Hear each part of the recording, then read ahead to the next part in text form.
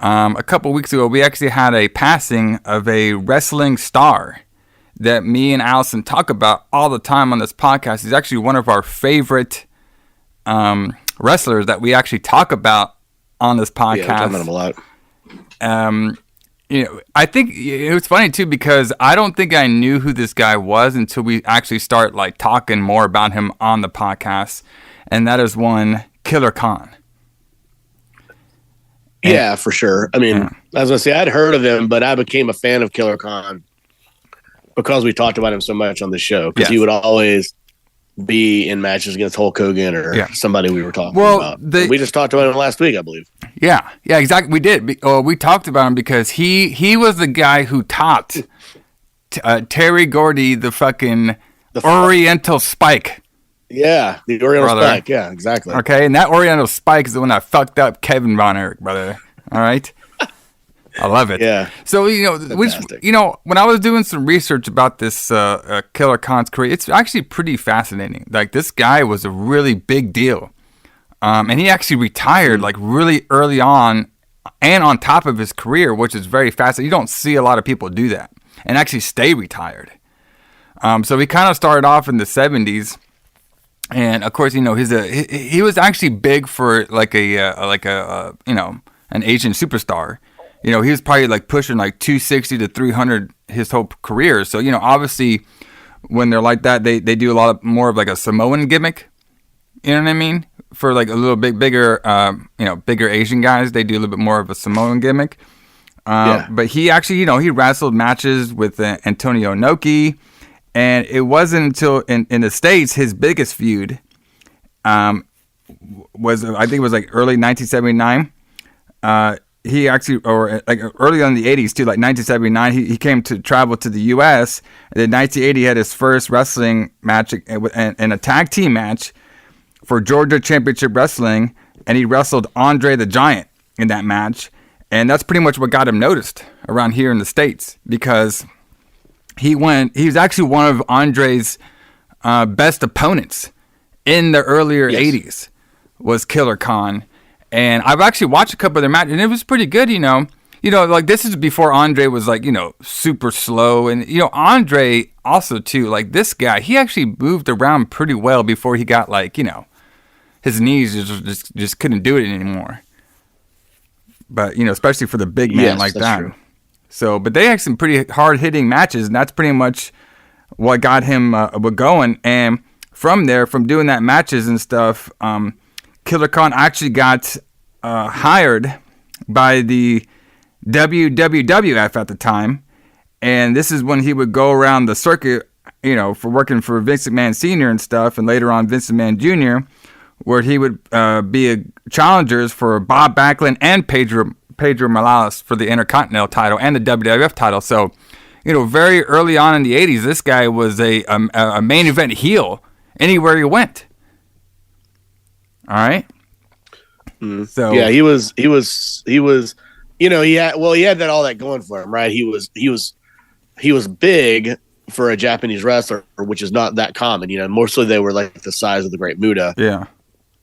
And he was Asian, so he was automatically a good heel. Yeah. Because this is the 80s was the era of the foreign heel menace. All right, like if you were from fucking anywhere, brother, if you were fucking England, Australia, you name it, Japan, China, it doesn't matter. Russia, bro, you're the heel of the earth to this USA folks. Oh yeah, and it's funny they actually. I was gonna ask you about this too, Allison, because it was pretty funny. Like a couple weeks back on Raw, where the Rock made his return, to wrestling, or at least to Monday Night Raw. Where he confronted Jinder Mahal, and Jinder Mahal was doing the old 80s promos. You all don't like me because I'm different. It kind of did remind me of like the 80s, that whole promo he was doing. You know what I mean?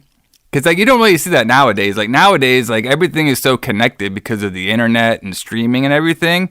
Like the foreign heel doesn't really like work anymore. It's like no, it just to be honest, it's just kind of stupid. Like you know what I mean? Like nobody cares if you're from Russia or if you're a good wrestler or a bad guy. You're a good wrestler or a bad guy. It doesn't really matter where you're from. Yeah, the world is so small now, but like it was a different place. The world was different then. Like Yeah. these places really were mysterious still in the early 80s, especially because you always hear those stories about like when people like in the 60s got drafted to go to Vietnam, and they're like, I've never even heard of this country. I don't even know where Vietnam is. That's true. Which sounds weird to us now that there's a country in the world we would never have heard of. But back then that's true. I mean, like, back in the 80s still, pre-internet days, like people just didn't know a lot about every part of the world. Yeah. The Asia was still mysterious and weird.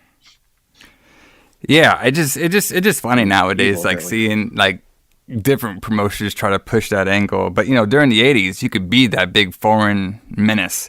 So a couple of things I want to bring up about Khan, like, so one of his biggest matches or feuds, like we were saying, was with Andre the Giant, and which is funny because there was one match they did in May of 1981, and it was Killer Khan doing his devastated knee drop from the top rope onto Andre the Giant's ankle, supposedly shattering and breaking Andre the Giant's ankle. Now this was like a shoot, because Andre actually hurt his ankle getting out of bed. Okay, right. But they used it part of a storyline, and that eventually got so much heat and got such a big feud that it actually won that year's Wrestling Observer newsletter feud of the year for the whole year. Because like I said, like the feud between Andre and Khan was actually one of the biggest wrestling feuds going on in the States, especially around this time of Saturday the 14th. Because it all comes in. So in November of 1981, so a month before this Saturday the 14th came out, in Philadelphia, Andre defeated Khan in a Mongolian stretcher match. Oh, yes, the famous Mongolian stretcher match. Yeah, but I think we talked about that match before. I believe so. Yeah. It was, stretcher matches out there, and, but you could probably get a big-ass stretcher to get Andre on that thing. So... Yeah, I was wondering how they actually did that, but yeah. So, this guy, he wrestled everywhere. He was wrestling in Stampede Wrestling. Obviously, we talked about his run in WCCW, where he would, teach Terry Gordy the Oriental Spike. All right. And also Khan, he, after all this, he actually made a brief return to the WF in 1987, managed by Mr. Fuji.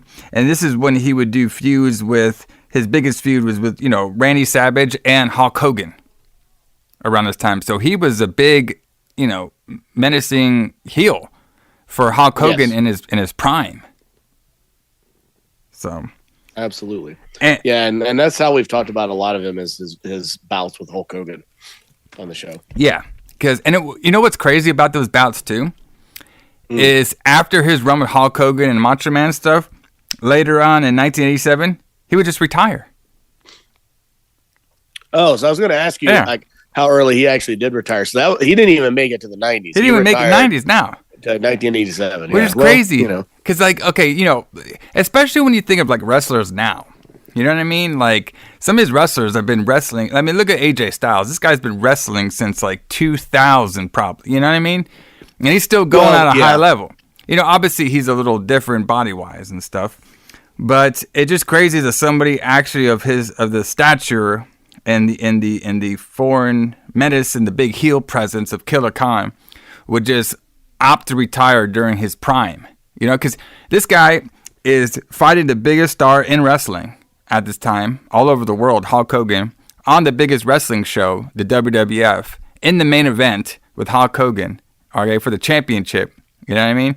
And then a couple months later, he just retire fully from wrestling and open up a restaurant that he pretty much worked for the rest of his life until he actually passed away, which is pretty amazing. Because, he didn't even come back and make appearances and stuff. He would just stayed retired. Yeah, well, so in 1987, he turned 40. Yeah. So I could see how you could probably think, well, 40 is a good year to retire as a wrestler. Because back then, a 35-year-old wrestler was pretty old. Yeah.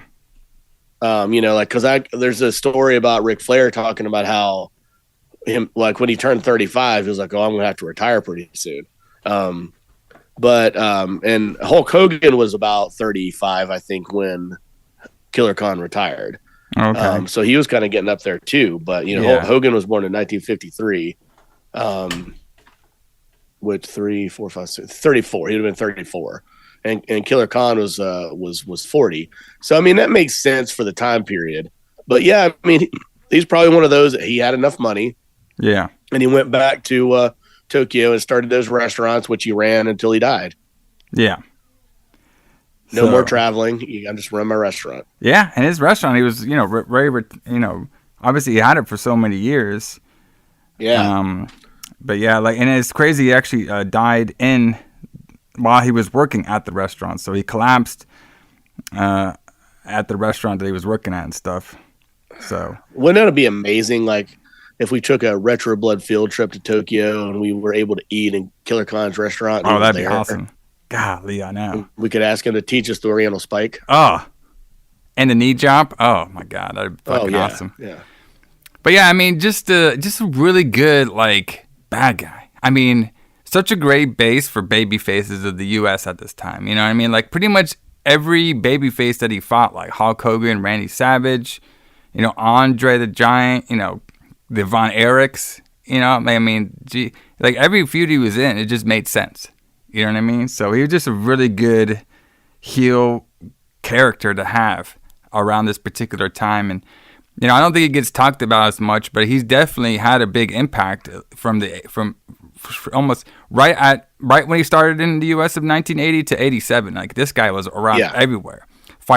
In main events, fighting for big time stars in main events all over the world. So it's pretty impressive for that 7-year run that he had in the 80s is really impressive, and he'd make a whole career out of it, and then he would run a full successful restaurant with a great family. So I mean, what more can you ask for? So, but exactly. Rest in peace, Killer Khan. Rest in peace, Killer Khan. We will keep talking about him because we are the Retro Blood.